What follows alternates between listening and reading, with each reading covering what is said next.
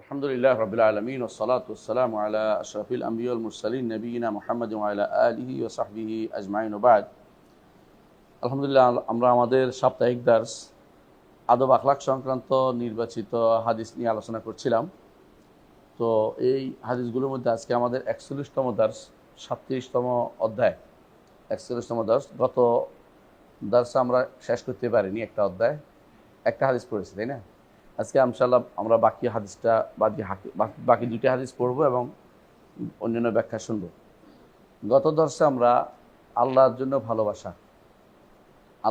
যে ভালোবাসা হয় এটা নিয়ে আলোচনা করেছিলাম। আল্লাহর জন্য যে ভালোবাসা, এর ফজিলত আলোচনা হয়েছে।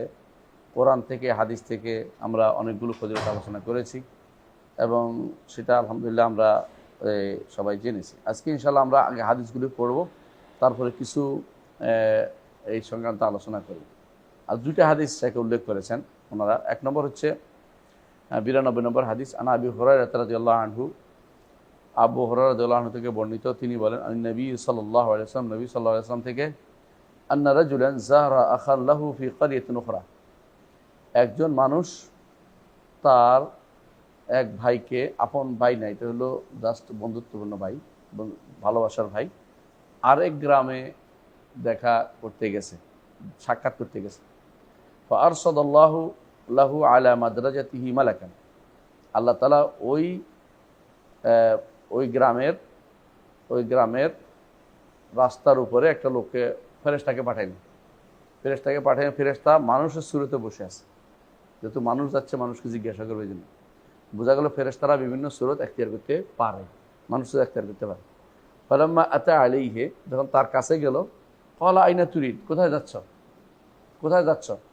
ক্বালা উরিদু আখাল্লি ফি হাযিল ক্বরিয়া, ওই জনপদে আমার একটা ভাই আছে, তার সাথে দেখা করতে যাচ্ছি। ক্বালা হাল লাকা আলাইহি মিন নি'মাতিন তারুব্বুহা, এমন কিছু কি যে তার কাছে কোনো জিনিস তুমি রাখছো, এটা সে বড় করতেছে? সাধারণত আগেকার দিনে কেউ কারো কাছে দায়িত্ব দেয়, তুই আমার খ্যাত ইয়াগুলি দেখবি, এই গরু ছাগল, মানে তখনকার দিনে ঘোড়া ওট আর ছাগল এগুলি বেরিয়েছিল, এগুলো দেখবে। তো এগুলি তো বড় হয়েছে কিনা, বেশি হয়েছে কিনা খোঁজ নিতে যাইতো। তো বলতেছে, তুমি কি এমন কোনো কিছু করতে যাচ্ছ যে সেখানে তোমার নেয়ামত আছে, বাড়াচ্ছে, তা সে ওটা খোঁজ নিতে যাচ্ছ? ক্বালা, কোনো উদ্দেশ্য নাই। গায়রা আন্নী আহবাবতু ফিল্লাহ, তবে আমি তাকে আল্লাহর জন্য ভালোবেসেছি। ক্বালা, তখন তিনি বললেন, ফাইন্নী রাসূলুল্লাহ ইলাইকা, কে? ওই ফেরেশতা বললেন, আমি আল্লাহর পক্ষ থেকে তোমার কাছে রাসূল হয়ে আসছি, মানে আল্লাহর পক্ষ থেকে তোমার কাছে একজন মানে প্রেরিত পুরুষ হিসেবে আসছি। ফেরেশতাও রাসূল হয়, ফেরেশতারাও রাসূল। আল্লাহ ইয়াসতাফি মিনাল মালাইকাতি রুসুলান ওয়া মিনান নাস, মানুষ থেকে যেমন রাসূল, ফেরেশতা থেকে রাসূল। আল্লাহর পক্ষ থেকে আমি রাসূল হিসেবে তোমার কাছে প্রেরিত হয়েছি।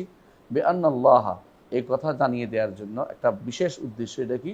আন্নাল্লাহ কাদ আহাব্বাকা, আল্লাহ তোমাকে ভালোবেসেছে। কামা আহবাবতাহু ফিহি, যেমন তুমি তাকে তার জন্য ভালোবেসেছো, আল্লাহর জন্য ভালোবেসেছো। আল্লাহর জন্য ভালোবাসা হলে বিপরীতে সঙ্গে সঙ্গে রিওয়ার্ড পাওয়া যায়, পুরস্কার পাওয়া যায়, এটা প্রমাণিত হলো।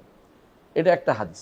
আরেকটা হাদিস তিনি বলবেন, তার আগে আমি হাদিসটা সংক্রান্ত আরেকটা এই হাদিস বলি। তবরানীতে আসছে এইরকম একটা হাদিস, সেখানে এসেছে রাসূলুল্লাহ সাল্লাল্লাহু আলাইহি ওয়াসাল্লাম তিনি বলেছেন, তোমাদেরকে কি আমি জান্নাতি লোকদের সংবাদ দিব না? সাহাবায়ে কেরাম বললেন যে, অবশ্যই ইয়া রাসূলুল্লাহ, আপনি আমাদের জান্নাতি লোকদের সংবাদ দেন।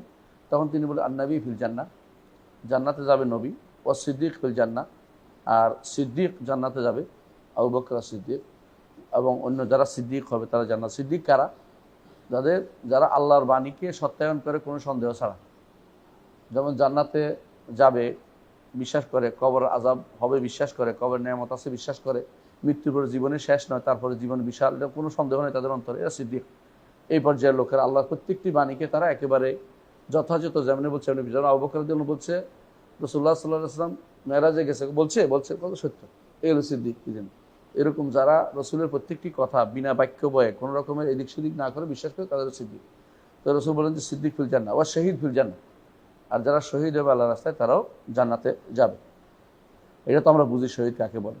তারপর রাসূলুল্লাহ সাল্লাল্লাহু আলাইহি ওয়াসাল্লাম বলেছেন, আল মওলুদ ফিল জান্নাহ, জান্নাতে দুনিয়াতে মুসলিম ঘরে জন্মগ্রহণকারী শিশুও জান্নাতে যাবে।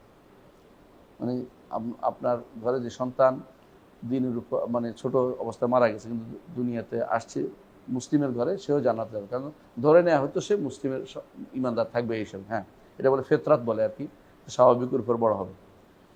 এরপর রাসূলুল্লাহ সাল্লাল্লাহু আলাইহি ওয়াসাল্লাম বলেছেন ওয়ার রাজুল, আর ওই ব্যক্তি, যে ব্যক্তি তার কোনো ভাইকে একমাত্র আল্লাহর জন্য ভালোবেসে শহরের বাইরে গিয়ে দেখা করতে যায়, তার কোনো ভাইকে দেখা করতে যায় শহরের বাইরে বা শহরের দূরে, কি জন্য? একমাত্র আল্লাহর জন্য তাকে ভালোবেসে, সেও জান্নাতে যাবে, সেও জান্নাতে যাবে। তাহলে বোঝা গেল জান্নাতে যাওয়ার জন্য এটা একটা, যে আল্লাহর জন্য ভালোবাসা, এটা একটা বিশাল মর্যাদাপূর্ণ বিষয়। তো এই হাদিসটা আমরা পাইলাম। এই আগের হাদিসটা সহিহ মুসলিম, এটা তাবরানীতে। আর আরেকটি হাদিস আমরা সেখানে এটা আমরা পড়বো, আর দুইটা হাদিস। একটা হাদিস আবু হুরায়রা রাদিয়াল্লাহু আনহু, আবু হুরায়রা বর্ণিত হাদিস। তিনি বলেছেন ক্বালা রাসূলুল্লাহ সাল্লাল্লাহু আলাইহি ওয়াসাল্লাম, বলেছেন রাসূলুল্লাহ সাল্লাল্লাহু আলাইহি ওয়াসাল্লাম বলেছেন ইন্নাল্লাহা ইয়াকুলু ইয়াওমাল কিয়ামা, আল্লাহ তাআলা কিয়ামতের দিন বলবেন আইনাল মুতাহাব্বুনা বিজালালি, যারা আমার জন্য আমার বড়ত্বকে সামনে নিয়ে যারা ভালোবেসে একে অপরকে, এরা কোথায়? আল্লাহ যেটা জিজ্ঞাসা করছেন, এটা কি এই জিজ্ঞাসা কি না জানার জন্য? আল্লাহ জানেন, কিন্তু এটা হচ্ছে তাদের ফজিলত প্রকাশ করার জন্য। যারা এই কাজটা করেছে সবার সামনে প্রচার করে দিবেন যে এরা হচ্ছে অমুক লোকেরা, তিনি জানেন ভালো করে। তারপর জিজ্ঞাসা করবেন আইনাল মুতাহাব্বুনা বিজালালি, তারা কোথায় যারা আমার জন্য আমার বড়ত্বের কারণে একে অপরকে ভালোবেসেছে। আল ইয়াউমা উযিল্লুহুম ফি যিল্লি ইয়াউমা লা যিল্লা ইল্লা যিল্লি, আজকের দিনে তাদেরকে আমি আমার ছায়া স্থান দেব, যেদিন আমার ছায়া ছাড়া আর কোনো ছায়া নেই। এটা কোন সময়? হাসরের মাঠে। কারণ সেই সময় সূর্য মাথার উপরে থাকবে, 1 মাইল উপরে থাকবে। একটা হাদিস আছে, সহিহ হাদিস। 1 মাইল এটা হতে পারে একেবারে কাছে, আরেকটা হলো ঠিকই মাইল, এত কাছে উপরে থাকবে। হয়তো আপনি বলতে পারেন এখন সূর্য কাছে থাকলে পুড়ে যাবে, দূরে গেলে বরফ হয়ে যাবে ইত্যাদি বলি, এগুলির হিসাবে আপনি আনবেন না। কারণ যেটা বলছি এটা হলো সিদ্দিকের মতো, হলো যেভাবে বলছে বিশ্বাস করা, সিদ্দিক হতে হলো। তো সেভাবে বিশ্বাস করবো যে আল্লাহ তাআলা তিনি, এটাও একটা বর্ণনা আসছে, সেটা হচ্ছে ওই মিল হচ্ছে সুরমাদানি বলে। মিল একটা সুরমাদানি যে লম্বা হয় আধা হাত পর্যন্ত হয়, মানে 1 বিঘত পর্যন্ত হয়, এই জন্য এটাও শুদ্ধ আছে হাদিস। মানে শব্দটা হচ্ছে মিল। তো মিলটাকে সুরমাদানি না মাইল দুইভাবে পড়া যায়, এই জন্য দুইটা অর্থ হয়েছে। এই জন্য আমরা এটাকে দুইটাকে বিশেষ করে, ওইটা হতে পারে, কোনটা হতে পারে আল্লাহ জানে, দুইটা অর্থ দ্বারা এটা বোঝা যাচ্ছে। তবে কাছে বোঝানোর উদ্দেশ্য সবচেয়ে কাছে থাকবে মাথার উপরে, এবং মানুষ ঘামতে থাকবে, কেউ ডুবু হবে, কেউ নাক ডুবু অবস্থা হবে, কেউ হাঁটু পর্যন্ত, আমল অনুসারে প্রত্যেকের ডুবু অবস্থা হবে। কারণ হাসরের মাঠটা হবে এমন একটা মাঠ যেটা আটার কাইয়ের মতো। এখন এটার মধ্যে মানুষের আমল অনুসারে ডুববে উঠবে অবস্থা থাকবে, কষ্টে মরে যাবে। সবাই যাবে তখন রাসূলুল্লাহ সাল্লাল্লাহু আলাইহি ওয়াসাল্লামের কাছে যাবে, সব শেষে আদম থেকে শুরু করে ঈসা আলাইহিস সালাম পর্যন্ত প্রত্যেকের কাছে যাবে। শেষে একমাত্র মুহাম্মদুর রাসূলুল্লাহ সাল্লাল্লাহু আলাইহি ওয়াসাল্লাম, তাও কত বছর পরে, 50,000 বছর পরে যাই এই কাজ হবে। এবং সবাই আমরা সেই মাঠে থাকতে হবে, কিন্তু সেইখানে শান্তিতে কারা থাকবে? সেই সময় শান্তিতে থাকবে যারা আল্লাহর ছায়াতে পাবে। এই ছায়া বলছে জিল্লি, বলছে জিল্লি আমার ছায়া, কিন্তু এটার আমার ছায়ার ব্যাখ্যাটা আরেক হাদিসে আসছে, জিল্লে আরশি, আল্লাহর ছায়া।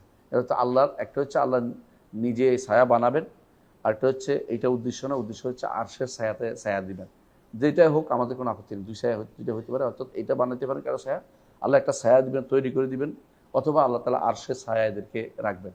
এবং এটা আরশের ছায়া মানে বিশাল ছায়া, যে এখানে স্থান পাবে সে হচ্ছে প্রথমবারেই নেয়ামত ভোগ করলো, এবং দ্বিতীয় নেয়ামত তো আর কথা নাই, তাকে জান্নাতে ঢুকিয়ে দেওয়া হবে। এই জন্য এরা খুবই গুরুত্বপূর্ণ একটি জায়গা, যে এই ছায়া স্থান পাওয়া। এই ছায়া স্থান পাওয়ার জন্য একটা জিনিস হচ্ছে যারা আল্লাহর জন্য একে অপরকে ভালোবেসেছে, আল্লাহর জন্য একে অপরকে ভালোবেসেছে।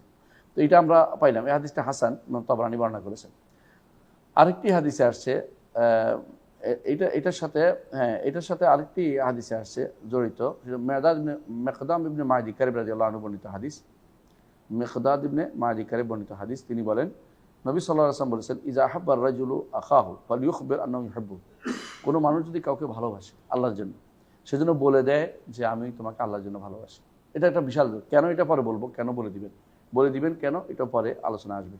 এরকম আরেকটি হাদিস রাসূল নিজেও আমল করেছেন। প্রমাণ হলো রাসূলুল্লাহ সাল্লাল্লাহু আলাইহি ওয়াসাল্লাম একদিন মুআয বিন জাবাল রাদিয়াল্লাহু আনহুকে তার পিছনে বসিয়েছেন, এরপরে হাত ধরে বললেন, মুআয, আমি তোমাকে আল্লাহর জন্য ভালোবাসি, আমি তোমাকে ভালোবাসি।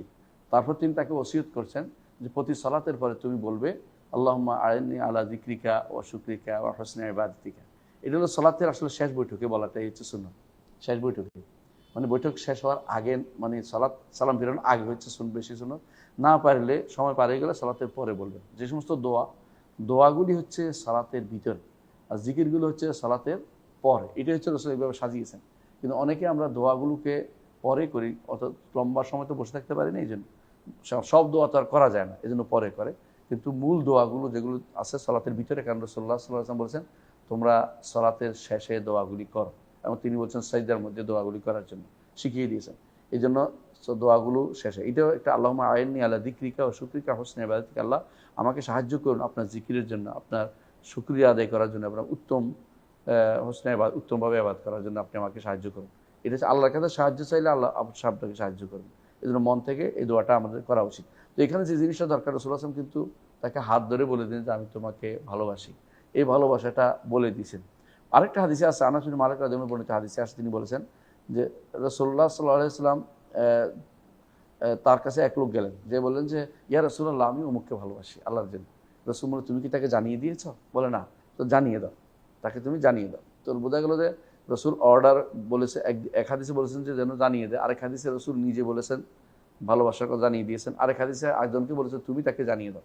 অনেকগুলো হাদিসে প্রমাণিত হলো যে কেউ কাউকে ভালোবাসলে তাকে শোনা যেন সে জানিয়ে দেয়। তো আমরা অনেকগুলো হাদিস পড়লাম, এখানে জানলাম।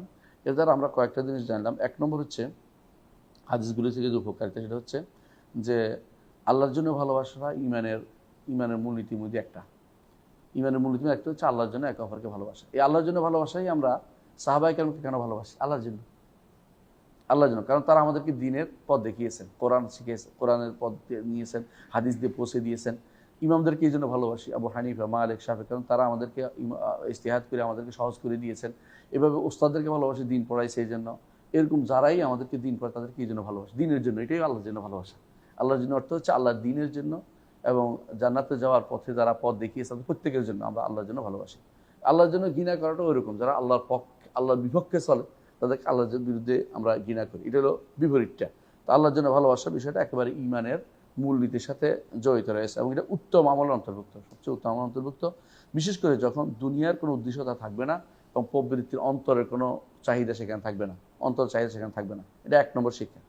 দ্বিতীয় শিক্ষা হচ্ছে আমরা পাচ্ছি যে যাদেরকে আল্লাহর জন্য কেউ ভালোবাসবে, আল্লাহ তাদেরকে ভালোবাসবে। দুনিয়াতে আমরা যতই দাবি করি আল্লাহকে ভালোবাসি, যদি বিপরীত পক্ষ থেকে ভালোবাসার না আসে তাহলে এটা কোনো লাভ হলো না। আমরা যদি আল্লাহকে ভালোবাসতে পারি, আল্লাহ আমাদেরকে ভালোবাসবেন। এই জন্য আল্লাহর জন্য ভালোবাসি, আল্লাহকে ভালোবাসি, আল্লাহর জন্য কাউকে ভালোবাসি। এটা হলো আমাদের কাজ। আর আরেকটি শিক্ষা আমরা পাইলাম যে আল্লাহ তাআলা সেদিন আমাদেরকে আরশের নিচে ছায়া দেবেন যদি আমরা আল্লাহর জন্য একে অপরকে ভালোবাসতে পারি। আরেকটি শিক্ষা, চতুর্থ শিক্ষা হচ্ছে যে একে অপরকে যদি আল্লাহর জন্য ভালোভাবে সাক্ষাৎ করতে যাই, এটা কিন্তু কমে গেছে বর্তমান যান্ত্রিক যুগে। সাধারণত মানুষ এত ব্যস্ত দুনিয়া নিয়ে। আগে কিন্তু মানুষ, আমি দেখেছি ছোটকালে যে দেখতাম যে ওই বাড়ির দাদারা আসতো, বসতো একসাথে, দেখা হইতো বিকালবেলা বা মসজিদে বা আশেপাশে। এখন কিন্তু প্রত্যেকে উঠে দৌড়, কেউ কারোর সাথে কথা বলার সময় নেই। কিন্তু শেষ পর্যন্ত চোখ বন্ধ করলে কিন্তু সময় সবারই হয়ে যায়। কিন্তু এর আগে কেউ সাথে দেখা করে না, কথা বলে না, এটা কিন্তু আসলে সুন্নাহ না। কারণ আমি আরব দেশে এখনো দেখেছি আলহামদুলিল্লাহ, এরা কি করে বাড়ির সামনে একটা বসার করে, আপনি দেখছেন বোধহয় যারা গেছেন, এখানে কেউ বসে বসে চা খায়, কেউ আসতে চা খাওয়ায়, বন্ধুরা আসে বিকালবেলা দেখা। তো এর নাম হচ্ছে দেওয়ানিয়া, যে এখানে বসে বসে গল্প করবে, আরব কথাবার্তা বলবে। এটা কিন্তু পরস্পরের মধ্যে বন্ধুত্বপূর্ণ সম্পর্কের একটা লক্ষণ। হ্যাঁ, খারাপ জায়গায় গেলে খারাপ, কিন্তু ভালো জায়গা যদি হয় তাহলে ভালো কথা। বিশেষ করে সালাতের টাইম হলে সবাই একে অপরকে টেনে নিয়ে যায়। আমি কাশ্মীরে দেখেছি যে সালাতের টাইমের হলেই সব সালাতের মধ্যে, আর বাকি সময়টা সালাতের অপেক্ষায় বসে আছে। মনে ধরে এটাই তাদের জীবনের বড় লক্ষ্য হচ্ছে কখন আমরা সালাতে যাব, এই চিন্তায় তারা সবসময় বিপদ থাকে। এটার মধ্যে একটা লাভও তো আছে, আমরা জানি যে যারা এরকম বসে থাকবে সালাতের অপেক্ষায়, আরশের নিচে ছায়া পাবে, আরেকটা সুযোগ তারা পেয়ে যাবে, আরশের নিচে ছায়া পাবে। সালাতের অপেক্ষায় বসে, এক সালাতের পর এক সালাত, তার অন্তরটা লেগে আছে মসজিদের সাথে। এটা উপকারিতা আমরা পাই। এই জন্য যতক্ষণ পর্যন্ত আপনি দেখা সাক্ষাৎ করবেন, আত্মীয় স্বজনের দেখা আমরা করি না বেশিরভাগ সময়, ফোন দিয়ে জিজ্ঞাসা করতেও কষ্ট হয়ে যায়। কিন্তু এটা যদি করতে পারেন বিশাল নেয়ামত। যতক্ষণ পর্যন্ত আমরা এটা করি, এদের মধ্যে কী হয়, এর দ্বারা তার অন্তরে ভালোবাসা, তার অন্তরের মধ্যে খুশি ঢুকানো হয় যে আমাকে ফোন করছে, খবর নিছে। এটা খুবই দরকার। অনেক সময় বিশেষ করে ভাই বোনদের ব্যাপারে এটা খুবই দরকার। বোনেরা একবারে সবসময় তাকিয়ে থাকে ভাই একটা ফোন দিবে। বোনেরা ভাইকে যে ভালোবাসে অন্য কেউ এত ভালোবাসে আমি দেখি না। মানে সবচেয়ে বেশি ভালোবাসা হচ্ছে, নিখাত ভালোবাসা হচ্ছে বোনদের ভাইদের প্রতি। ভাইরা হ্যাঁ, নিরপেক্ষ, কোনো ভেজালে নাই, এটার মধ্যে ভেজাল নেই। এরকম একটা ভালোবাসা হচ্ছে ভাই বোনেরা বেশি করে ভালোবাসে, কারণ স্বামীর বাড়িতে কত রকমের কত কিছু হয়, কিন্তু ভাই দিয়ে আসলে তাদের খুশির শেষ থাকে না। এই জন্য এই ভালোবাসার জন্য আমাদের অন্তত সাক্ষাৎ করা উচিত। আরেকটি শিক্ষা আমরা পাই এখান থেকে, যে একজন মানুষ যদি তাকে ভালোবাসে সেজন্য বলে দেয়, এতে করে রসুল্লাহ সাল্লাল্লাহু আলাইহি ওয়াসাল্লামের নির্দেশকে প্রতিপালন হবে। আর একটা কারণ হচ্ছে, এতে করে ওর অন্তরটাও তার প্রতি জাগ্রত হবে, ওর অন্তরটাও তার প্রতি আসবে এবং একে অপর ভালোবাসা বেড়ে যাবে। কারণ এবং শেষে আরেকটি শিক্ষা হচ্ছে, সেজন্য বলে দেয় যে উল্টা বলে দেয় যে আহাব্বাকাল্লাযী আহবাবতানি লাহু, যার জন্য তুমি আমাকে ভালোবাসো তিনি যেন তোমাকে ভালোবাসে। সত্যি হলে সত্য হয়ে যাবে, সত্যি সত্যি যদি আল্লাহর জন্য ভালোবাসে আল্লাহ তাকে ভালোবাসে। হ্যাঁ, আর যদি মিথ্যা হলে মিথ্যা বোঝাবে, আল্লাহর জন্য ভালোবাসা হয় নাই, তুমি এই দোয়ার অংশীদার হতে পারবে না। এই শব্দটা হচ্ছে এই জন্য আহাব্বাকাল্লাযী আহবাবতানি লাহু, যার জন্য আমাকে ভালোবাসছো তার জন্য আল্লাহ তোমাকে সেজন্য ভালোবাসেন। এখানে আমি কয়েকটা দিন আমরা দেখি যে দুনিয়াতে ভালোবাসার কি কি উপকারিতা আছে, কয়েকটা দিন বলবো। এক নম্বর হচ্ছে, যদি ভালোবাসেন, হাদিস যেমন আমরা পাইছি হালাওয়াতুল ঈমান, ঈমানের প্রথম কত দর্শে আমরা পাইছি যে ঈমানের স্বাদ সে অনুভব করবে, ঈমানের স্বাদ সে পাবে যদি আল্লাহর জন্য একে অপরকে ভালোবাসে, ঈমানের স্বাদ পাবে। আর দ্বিতীয় হচ্ছে আল্লাহর বন্ধুত্ব পাবে, দ্বিতীয় শিক্ষা আল্লাহর বন্ধুত্ব দুনিয়াতেই। দুনিয়াতে আরেকটা হচ্ছে সে ঈমানের উপরে প্রতিষ্ঠিত থাকতে পারবে, ঈমানের উপর প্রতিষ্ঠিত থাকতে পারবে। আর চতুর্থ হচ্ছে ভালোবাসা হচ্ছে আল্লাহর ভালোবাসা পাবে, আল্লাহর ভালোবাসা পাবে। আর পঞ্চম হচ্ছে যে রাসূলুল্লাহ সাল্লাল্লাহু আলাইহি ওয়াসাল্লাম যেটা বলেছেন আওতাকা ওয়াল ঈমান আল হুব্বু ফিল্লাহ ওয়াল বুগদু ফিল্লাহ, ঈমানের রশ্মি হচ্ছে এটা, আল্লাহর জন্য একে অপরের ভালোবাসা, ঈমানের রশ্মি। আর ষষ্ঠ হচ্ছে ঈমান পূর্ণতা পাবে। রাসূলুল্লাহ সাল্লাল্লাহু আলাইহি ওয়াসাল্লাম যে বলছেন ফাকাদ ইসতাকমালাল ঈমান, মান আহাব্বা লিল্লাহ, আল্লাহর জন্য যে ভালোবাসছে, ওয়া আবগাদা লিল্লাহ ওয়া আতা লিল্লাহ ওয়া মানা লিল্লাহ ফাকাদ ইসতাকমালাল ঈমান। ঈমান পূর্ণতা পেতে হলে একে অপরকে আল্লাহর জন্য ভালোবাসতে হবে। আর সপ্তমটা হচ্ছে যে এর মাধ্যমে একে অপরকে দুনিয়ার বুকে মানে একে অপরের মধ্যে বন্ধুত্বপূর্ণ সম্পর্ক বেড়ে যাবে, বন্ধু সম্পর্ক বেড়ে যাবে। এটি খুবই গুরুত্বপূর্ণ কিছু জায়গা। তো এই কথাটি আমরা বলতে চাই। আর আখিরাতে কী লাভ? আখিরাতে কয়েকটা লাভ আছে। এক নম্বর লাভ হচ্ছে আরশের নিচে ছায়া পাবে। দুই নম্বর লাভ হচ্ছে মিম্বরের নূরের উপরে, মিম্বরের নূর, হ্যাঁ নাকি নূরের মিম্বর, নূরের মিম্বর উপর থাকবো আমরা, মানে যেটা দূর থেকে দেখা যাবে যে নূরের মিম্বর, বা নূরের মিম্বর কীরকম হইতে পারে, এটা বিশাল বিশাল এরকম নূরের থাকবে, দেখতে পাবে। আর তিন নম্বর হচ্ছে যে সুপারিশ থাকবে। সুপারিশটা কি? যে আলা খিল্লাহ ইয়াউমিন বা'দুহum লিবা'দিন ইল্লাল মুত্তাকিন, সেদিন বন্ধুরা একে অপরের শত্রু হবে না, আর সবাই শত্রু হবে কি? যে আজকে দেখা হলে আমাদের তিরস্কার করবে, আমি তারা খারাপ পথে নিয়ে গেছি। কিন্তু বন্ধুরা একে অপরকে খুঁজবে, আমার বন্ধুরে খুঁজে পাচ্ছি না, শেষ পর্যন্ত জাহান্নাম থেকে বের করার জন্য আল্লাহর কাছে সুপারিশ করবে। এই সুপারিশ পাওয়ার জন্য তো আপনার লাভ আছে। তাহলে আখিরাতে এটা একটা আরেকটা লাভ। আর আরেকটা লাভ হচ্ছে সর্বশেষ হলে জান্নাতে প্রবেশ করবে, যেটা আমরা মহব্বতের কারণে, এই মহব্বত তাকে জান্নাতে প্রবেশ করবে। হুব্বুকা ইয়া আদখালাকাল জান্নাহ, যেমন কোরআনের আয়াতের ব্যাপারে, তেমনি যে যেটাকে ভালোবাসে তার সাথে তার হাসর হবে। রাসূলুল্লাহ সাল্লাল্লাহু আলাইহি ওয়াসাল্লাম এটা বলেছেন, যে বলছে আবু বকরকে আমি ভালোবাসি। আনাস বিন মালিক রাদিয়াল্লাহু আনহু বলেছেন, রাসূল বলেছেন যার সাথে যাকে বল তার সাথে তার থাকবে। তো বলছে আমি রাসূলকে ভালোবাসি, আবু বকর বা ওমরকে ভালোবাসি, তার সাথে আমার জান্নাতে থাকতে পারবো। এটা বিশাল নেয়ামতের ব্যাপার। তো আমরা কয়েকটা জিনিস জানলাম, এর মধ্যে আমি কয়েকটা জিনিস আলোচনা করবো। এক নম্বর হচ্ছে কিভাবে বুঝবেন যে আপনার ভালোবাসা আল্লাহর জন্য হয়েছে।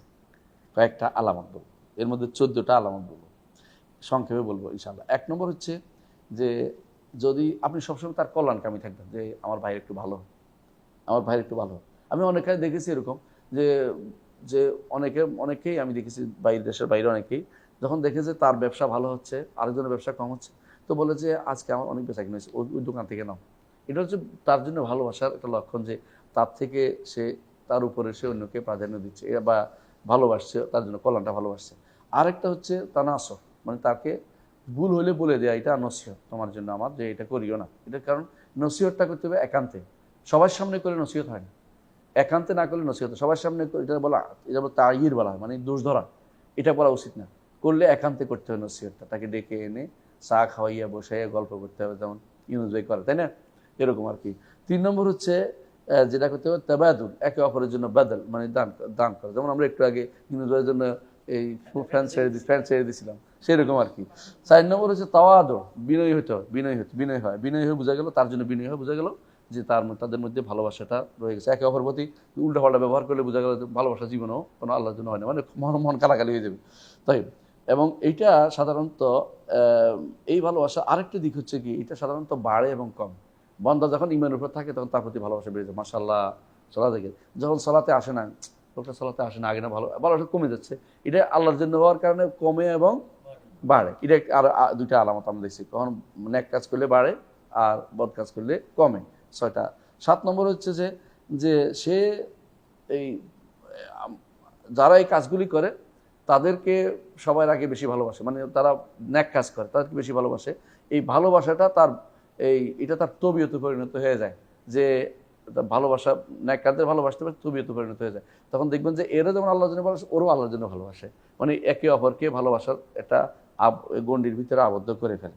হ্যাঁ, এই জন্য এটা এই আল্লাহর জন্য ভালোবাসাটা হয়। 8 নম্বর হচ্ছে যে একে অপরকে যে বিনয়ের বিষয়টা, এটা বলেছি আমরা। আরেকটা হচ্ছে আল্লাহ তাআলা যেটা বলেছেন যে আইজ্জাতিন আল মুমিনিন আদিল্লাতিন আল কাফির, ঈমানদারদের জন্য নম্র হয়ে যায় আর যারা কাফেরদের জন্য সে কঠোর থাকে। এই ভালোবাসা প্রমাণ হচ্ছে এটা। আর 9 নম্বর হচ্ছে যে ভাইয়ের ব্যাপারে উত্তম ধারণা পোষণ করে, হুসনুজ্জান, যে আমার ভাই নিশ্চয়ই সালাতে আসেনি আর উঠতে পারে নাই, এটা বলতে পারি যে ইচ্ছাকৃত আসে না, এটা তার মধ্যে আর আসে না, মানে বদনামটা এইভাবে না করে বলে যে সে হয়তো উঠতে পারে নাই, হয়তো আমি ভুল করেছি, আমি সালাম আমি যদি কোনো দিতাম, নক করতাম ঠিকই আসতো, এরকম ভালো ধারণা তার মধ্যে সবসময় আসে, কারণ আল্লাহর জন্য ভালোবাসার কারণে। নাহলে কি করবো, হ্যাঁ উল্টা করবো। একবারটা বলছে না যে উল্টার সে যেটা সেইটার মনে করে, সারা ধরে বেটা বোধ হয় হ্যাঁ তাহাজ্জুদ করছে, আরেকজনকে সারা বোধ চুরি করছিল, যে যেটা ওইটা মনে করে। তাই আরেকটা হচ্ছে 10 নম্বর হচ্ছে তাগাফুল, মানে ভুলগুলি দেখলেও সাধারণ একে অপরের সাথে কথাবার্তা করতে উল্টাপাল্টা কথা বলছে, এটাকে সে পাশ কাটিয়ে যায়, এটাকে বেশি একটা কি বললি গুরুত্ব দেয় না। কি বললি বললে ঘরেও মানুষ ভালো থাকতে পারে না, মানুষ কতটা কথা ঘরের ভিতরে। এখন ভুল কেন হইলো এটা নিয়ে সারাদিন বসে থাকা, 3 দিন ধরে আলোচনা করা, এটা কিন্তু মানে মরুবতের লক্ষণ না। যে পুরুষ হচ্ছে ওই ব্যক্তি যে ব্যক্তি অনেক কিছু থেকে মুখ ফিরিয়ে থাকবে, হ্যাঁ হজম করতে পারে, এটা হচ্ছে পুরুষ সত্যিকারের। আর 11 নম্বর হচ্ছে প্রাধান্য দেয়া, যে আমি আমলের পথ যাবো। সাহাবায়ে কেরাম আবু বকর যারা আনসার তারা মুহাজিরদেরকে সবসময় প্রাধান্য দিয়েছে আল্লাহর জন্য ভালোবাসে এই জন্য, এবং বলছে আপনার কি দরকার, তাদেরকে বাড়িঘর ইচ্ছা দিয়েছে এটা। আর 13 নম্বর হচ্ছে ভাইকে আপনি গোপন করবেন, মানে তার গোপন করাতে তার দোষ ত্রুটি গোপন রাখবেন, সবার সামনে বলে বেড়াবেন না। 14 নম্বর হচ্ছে তার সাথে তার প্রয়োজন, তার অভাব আছে, তার সাথে হেঁটে গেলেন, কি প্রয়োজন করতে একটা বাজারে যাচ্ছে তা আমিও যাই সাথে, এটা ভালোবাসার লক্ষণ। কিন্তু আরেকটা সর্বশেষ ভালোবাসার লক্ষণ হচ্ছে সে নাই, তার নাই দেখে তার দোয়া করবেন তার তার অবর্তমানে। এটাতে লাভ হবে কি, ফেরেশতা আপনার জন্য দোয়া করবে, লাভ তো আছেই, আর এই দোয়াটা অন্তর থেকে আসে। মন দেবেন এই ভালো মানুষটার জন্য দোয়া না করলে আমার চলে না। এবং বিশেষ করেন এরা মারা গেলে সবচেয়ে বেশি কষ্ট পায় অন্তরের মধ্যে, কারণ তা নাই, আমার ভাই আমার সাথে চলতে এখন নাই, অনেক কিছু মনের মধ্যে আসে। এগুলো হচ্ছে আলামত, আমি 14টা আলামতের কথা বলেছি, আর কয়েকটা বলে ইনশাআল্লাহ শেষ করবো। আরেকটা হচ্ছে যে কিভাবে কি করলে আপনি, এটা তো আলামত, কিন্তু কি করলে আপনি এই ভালোবাসাটাকে দুনিয়া হব্বফিল্লাহকে স্থায়ী করতে পারেন। 1 নম্বর হচ্ছে এই আল্লাহর কাছে দোয়া করবেন, আল্লাহ যেন তাদের পরস্পরের মধ্যে ভালোবাসা তৈরি করে দেয়, ইমানদারদের মধ্যে ভালোবাসা তৈরি করে দেয়। আল্লাহ তাআলা কোরআনে উল্লেখ করেছেন লাউ আনফাকতা মা ফিল আরদি জামিআন মা আল্লাফতা বাইনা কুলুবিহিম ওয়ালাকিন্নাল্লাহ আল্লাফা বাইনাহুম, আপনি দুনিয়ার সব ব্যয় করলেও ইমানদারদের ভালোবাসা করতে পারতেন না, আমি আল্লাহ তাদের মধ্যে ভালোবাসা তৈরি করে দিয়েছি। এই জন্য আল্লাহর কাছে দোয়া করতে হবে যে আল্লাহ যেন অন্তরের মধ্যে ভালোবাসা তৈরি করে দেয়। দ্বিতীয় হচ্ছে ন্যাক আমল করলে আল্লাহ ভালোবাসা তৈরি করে দিবেন। ন্যাক আমল করলে দলিল আল্লাহ তাআলা বলছেন ইন্নাল্লাযীনা আমানু ওয়া আমিলুস সালিহাতি কানাত লাহুম জান্নাতুল ফিরদাউসি নুজুলা। আবার আল্লাহ তাআলা বলছেন ইন্নাল্লাযীনা আমানু ওয়া আমিলুস সালিহাতি সায়াজআলু লাহুমুর রাহমানু উদ্দা, আল্লাহ তাআলা তাদের মধ্যে ভালোবাসা তৈরি করে দিবেন যদি আমল সালেহ হয়, বা আমল সালেহের মাধ্যমে ভালোবাসাটা কাছাকাছি হতে পারে। আর তৃতীয় হচ্ছে যে যদি এটা খুব কষ্টকর, কিন্তু এটা করতে পারেন, এটা সালাম বিনিময়। সুবহানাল্লাহ, আমার মনে আছে যে আমরা যখন মাদ্রাসায় পড়তাম, তো রাজনৈতিক কারণে একে অপরকে আমরা ঘৃণা করতাম একজনকে, কিন্তু সে আমাকে সালাম দিতে দিতে এমন অবস্থা যে দেখলে সালাম দেয়, একসময় তার সাথে আমার সম্পর্ক আবার গাঢ় হয়ে গেছে। মানে বোঝা গেল যে সালামের মাধ্যমে মানুষের সম্পর্ক। এটা একটা হাদিসও আছে যে আমি কি তোমরা যতক্ষণ জান্নাতে যাবে ততক্ষণ তোমরা ইমানদার না হও, ইমানদার কিভাবে হবে, ততক্ষণ একে অপরকে ভালো না বাসবে। আর একটা জিনিস তোমাদের কি জানিয়ে দিব না, যা বললে তোমরা একে অপরকে ভালোবাসবে, আফসুস সালাম বাইনাকুম, তোমাদের সালামের প্রসার ঘটাও। এই জন্য এটা একটা ভালোবাসা স্থায়ী করার, আল্লাহর জন্য ভালোবাসা স্থায়ী করার একটা বাস্তবায়ন করার একটা পথ। আর 4 নম্বর হচ্ছে একে অপরের দেখা করা, যেটা আমরা একটু আগে বলেছি, সাক্ষাৎ করা। আর 5 নম্বর হচ্ছে যে হাদিয়া বিতরণ করা, কিছু না হোক মাঝে মধ্যে। হ্যাঁ, ওই দিন জোর করে ওনার থেকে মোবাইল নিয়ে নিয়েছি, ছোট এটা আর দেইতেই না, একেবারে নিয়ে নিছি, মনে আছে, এটা আমার কাছে এখনো আছে। হ্যাঁ, এটা হলো ইউনুস ভাইয়ের কারণ আর কি, যেটা করি। আর 6 নম্বর হচ্ছে যে যদি কোনোদিন ইউনুস ভাই উল্টা পাল্টা কয় ছাড় দে, এটা আর কি, মানে এটা করে কি তাবাদুল ইসা আবিল ইহসান, হ্যাঁ, তিনি যে উল্টাপাল্টা কইছে এটাকে আমরা কি বলি, ভালোর মাধ্যমে বিদায় করে দিই। হ্যাঁ, এটা একটা। আর 7 নম্বর হচ্ছে দুনিয়া বিমুখ থাকা, অর্থাৎ তার প্রতি কোনো দুনিয়ার কিছু পাওয়ার আশা যেন না থাকে, যে আমি যদি ওনাকে ভালোবাসি, হ্যাঁ, পরে আমার নামে একটা জমি লিখে দিবে, এটা কোনো আমার আশা নাই। ঠিক নয়? হ্যাঁ, ঠিক আছে, ঠিক আছে।